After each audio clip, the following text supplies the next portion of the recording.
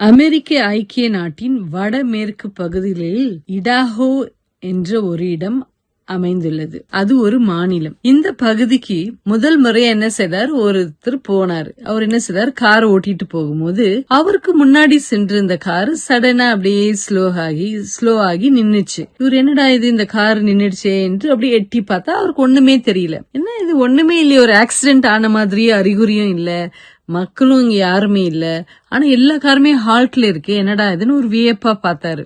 சரி நம்ம காரை விட்டுதான் இறங்கி பாப்போமேன்னு சொல்லிட்டு காரை விட்டு இறங்கி போய் பார்த்தா அவருக்கு ரொம்ப ஆச்சரியங்க. அவரால் நம்பவே முடியல. முதல் முறையா என்ன செய்யறாரு, இந்த ஒரு காட்சியை பாக்குறாரு.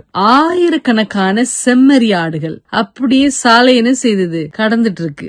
அப்பதான் தெரிஞ்சிச்சு அவருக்கு, இடாஹோ மாநிலத்தில் வருஷத்துல ஒரு முறை என்ன பண்ணுவாங்கன்னா, ஸ்பிரிங் டைம்ல, அதாவது வசந்த காலங்கள்ல அந்த ஆடுகளை மேய்ச்சலுக்காக பாய்ஸே ஃபுட் ஹில்ஸ் என்ற மலை அடிவாரத்திற்கு என்ன செய்வாங்களாம், கூட்டிட்டு போவாங்களாம். கோடை காலங்களில் அந்த மலை அடிவாரத்தின் கீழ் இருக்கும் பசுமையான அந்த புல்வெளியில என்ன செய்யுங்களா, ஆடுகள் மேய்ந்து திருப்திப்படுத்துவாங்க.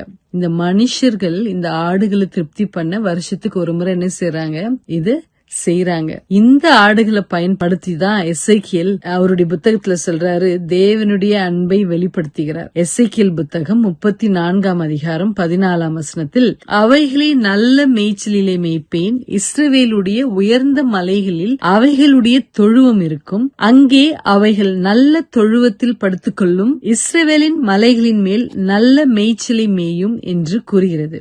சாதாரண மனுஷனே இந்த ஆடுங்களுக்கு வருஷத்துக்கு ஒரு முறை இப்படி எல்லாம் நமக்கு செய்யணும்னு நினைக்கும் போது, நம்ம ஆண்டவர் நம்மள எவ்வளவு அருமையா, அவர் தான் நம்முடைய மேய்ப்பன், கிறிஸ்து தான் நம்முடைய மேய்ப்பர், நாம் அவருடைய ஆடுகளா இருக்கோம். அவர் என்ன செய்யறாரு, நம்மள ஆடுகளை போல மேய்த்து நமக்கு ஆசீர்வாதத்தை தராரு. இந்த வசனத்தை பாத்தீங்கன்னா 2 ஆசீர்வாதங்களை இதுல படிக்க முடிகிறது. ஒண்ணு என்னன்னா, நல்ல மேய்ச்சல கர்த்தர் நமக்கு தருவதற்கு ஆயத்தமா இருக்கிறார். 2வது, நம்முடைய தொழுவம் உயர்ந்த இடங்களில் இருக்குன்னு சொல்றாரு. இந்த 2 ஆசீர்வாதங்களையும் தேவன் தம்முடைய பிள்ளைகளுக்கு அளவில்லாம தருவார். நல்ல மேய்ச்சல் என்பது என்னங்க, நம்முடைய தேவைகள் எல்லாம், அதாவது சாப்பாடு, பண உதவி, நல்ல ஹெல்த், இது எல்லாம் என்ன செய்வாரு, அவர் கண்டிப்பா நமக்கு சந்திப்பார். 2வது, நம்முடைய தொழுவும் உயர்ந்த இடங்களில் இருக்கும், அதாவது நம்முடைய குடும்பத்தை உயர்ந்த இடங்களில், உயர்ந்த ஸ்தானத்தில் கண்டிப்பாக தேவன் என்ன செய்வார், வைப்பார்.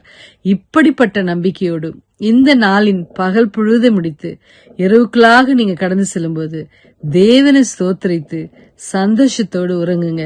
கர்த்தர் நம்மை ஆசீர்வதிப்பாராக. Good night.